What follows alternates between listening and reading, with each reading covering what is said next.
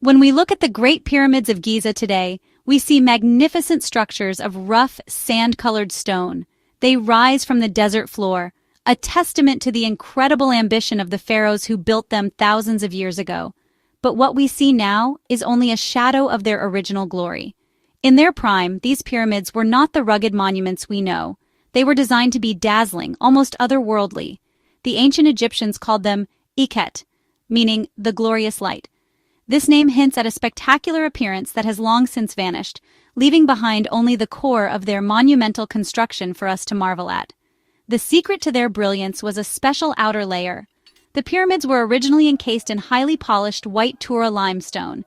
This wasn't just any stone, it was the finest, purest limestone, brought from quarries across the Nile River. Skilled artisans cut and fitted these casing stones with astonishing precision, creating a smooth, seamless surface. When the powerful Egyptian sun struck this gleaming white exterior, the pyramids would have shone with an intense light. They would have been visible for miles around like giant man-made stars on the horizon. This wasn't just for beauty, it was a powerful statement of the pharaoh's divine connection to the sun god Ra. Imagine standing in the ancient city of Memphis, looking towards the Giza Plateau. You would have seen 3 perfect, glittering triangles piercing the blue sky. The effect must have been breathtaking, a symbol of order, power, and eternity. The capstones, the very top pieces of the pyramids, were possibly covered in electrum, a natural alloy of gold and silver. This would have made the tips of the pyramids catch the first and last rays of the sun, making them appear as if they were channeling divine light directly from the heavens. This was architecture as a form of worship, a physical bridge between the earth and the gods. For over 1,000 years, these pyramids stood as pristine symbols of the Old Kingdom's might. They were a constant shining presence in the lives of the Egyptians who lived in their shadow. Their perfect form and radiant surfaces represented the concept of Ma'at, the cosmic order, truth, and justice that was central to Egyptian belief. They were not just tombs for dead kings. They were active, vibrant monuments that played a part in the daily religious and cultural life of the people. Their brilliant appearance was a reminder of the eternal power of the pharaohs and the stability of the Egyptian world they had created. By the time the boy king Tutankhamun ascended to the throne, around 1332 BCE, Egypt was a very different place. The age of the Great Pyramid builders was a distant memory, a legendary past that was already over a millennium old. Tutankhamun ruled during the New Kingdom, a period of immense wealth and imperial power, but also one of great social and religious upheaval. His immediate predecessor, Akhenaten, had turned the entire religious system on its head by demanding the worship of a single sun god, the Aten. This had caused immense disruption and instability throughout the kingdom. Tutankhamun's reign was largely focused on undoing this damage. He was the restorer king, tasked with bringing back the old gods and re-establishing the traditional priesthoods that Akhenaten had dismantled. His focus was on Thebes, the great religious capital in the south, and on building new temples and restoring old ones dedicated to Amun-Ra and the other traditional deities. The ancient pyramids at Giza, while still revered, were relics of a bygone era. They were no longer the central focus of royal construction projects. The capital had moved, priorities had shifted, and the resources of the kingdom were being directed elsewhere. During this period, the magnificent limestone casing of the pyramids had already begun to show signs of wear.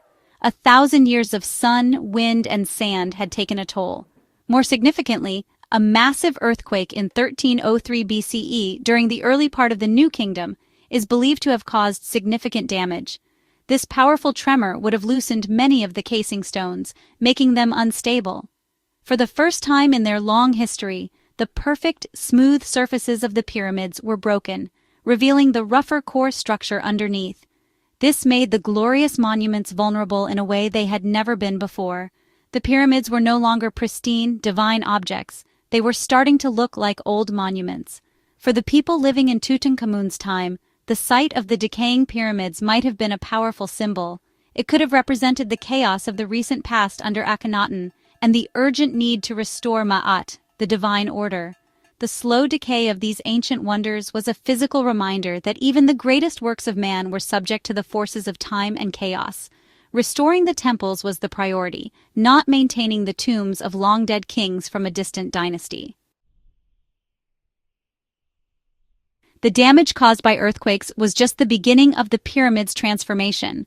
The loosened casing stones became an irresistible resource for new building projects. Why quarry new stone when perfectly cut, high-quality limestone was readily available on the Giza Plateau? Subsequent pharaohs and officials began to see the pyramids not just as sacred monuments, but as a convenient, pre-cut quarry. They started to systematically remove the white casing stones to build new temples, palaces, and other structures in nearby cities like Memphis and, later, Cairo. This process was a slow and gradual dismantling of the pyramid's outer beauty. This recycling of materials was a common practice in the ancient world. It wasn't necessarily seen as an act of desecration. For the pharaohs of the New Kingdom, using materials from the past to build for the future was a way of connecting their own legacy to the glory of their ancestors. However, the consequence was the irreversible alteration of the pyramid's appearance. With each stone that was removed, another piece of the glorious light was extinguished.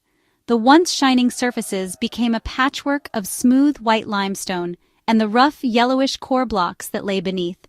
Time and the relentless Egyptian climate also played their part. The fierce desert winds blasted the pyramids with sand, slowly eroding the polished surfaces of the remaining casing stones. The extreme temperature changes between day and night would have caused the stones to expand and contract, creating new cracks and weaknesses. Without a full, seamless casing to protect the inner structure, rainwater could seep into the core, further weakening the mortar and stone. The pyramids were in a state of slow, continuous decay, a process that had likely begun long before Tutankhamun but accelerated during his era. This combination of natural decay and human intervention marked a turning point for the pyramids. The process of removing the casing stones would continue for centuries. It reached its peak much later, after a major earthquake in 1326 CE severely damaged Cairo. The city's rulers then stripped the pyramids of almost all their remaining casing to help rebuild mosques and fortresses. By the time travelers from Europe began visiting Egypt in large numbers, the pyramids looked much as they do today, majestic but stripped of their original shining splendor. The mystery of their fading had been solved by history itself. The loss of the limestone cladding was more than just a cosmetic change. It had a profound impact on how the pyramids were understood, both in ancient times and today. For the Egyptians of the New Kingdom and later periods, the change in the pyramid's appearance was a physical marker of the passage of time. It separated their own modern world from the almost mythological age of the pyramid builders. The monuments became ancient ruins in their own time, symbols of a past whose glory could be admired but perhaps never fully recaptured. They were a connection to the ancestors, but a weathered and time-worn one. This transformation also fundamentally changed our modern perception of ancient Egypt. When we think of the pyramids, we picture the rugged, powerful stone steps climbing towards the sky. This image has come to define our idea of ancient Egypt: mysterious, ancient, and weathered by millennia. It speaks of endurance and survival against all odds. While the original gleaming white pyramids would have been stunning, our current view of them as rugged, sand-colored mountains of stone carries its own unique power and romance. It is a beauty born not of pristine perfection, but of immense age and history. Understanding why the pyramids lost their casing helps us appreciate the complexity of Egyptian history. It shows us a civilization that was constantly evolving. They were practical people who revered their past, but were not afraid to reuse it to build their future. The story of the casing stones is a story of earthquakes, shifting religious priorities, and the practical needs of a growing society. It reminds us that ancient monuments were not static objects in a museum. They were part of a living, changing landscape, affected by the same forces of nature and human decisions that shape our world today. Ultimately, the story of the pyramid's fading glory is a powerful lesson in how we interpret history. What we see today is a snapshot, a single frame in a very long film. By learning about their original appearance and the reasons for their transformation, we gain a deeper and more dynamic understanding of the ancient world. The pyramids, even in their weathered state, continue to teach us. They are not just silent stone structures. They are storytellers, and their rough surfaces tell a tale of divine ambition, natural forces, and the long